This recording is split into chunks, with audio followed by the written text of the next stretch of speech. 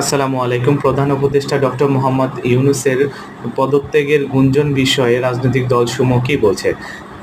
বিএনপির সালাউদ্দিন আহমেদ অলরেডি জানিয়েছেন, আমরা প্রধান উপদেষ্টার পদত্যাগ চাইনি। আমরা চেয়েছি ২ ছাত্র উপদেষ্টা এবং জাতীয় নিরাপত্তা উপদেষ্টার পদত্যাগ।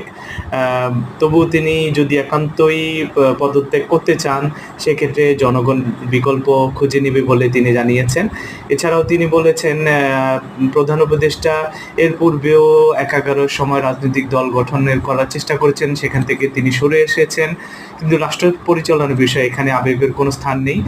জামাতের পক্ষ থেকে জামায়াতের আমির গতকালকে প্রধান উপদেষ্টাকে উদ্দেশ্য করে সর্বদলীয় বৈঠক আয়োজনের অনুরোধ জানিয়েছেন। তার দল ইতিমধ্যে এই নিয়ে কাজ করছে। তারা কয়েকটি ইসলামিক দলের সাথে বৈঠক করেছেন সর্বদলীয় বৈঠক আয়োজনের ব্যাপারে।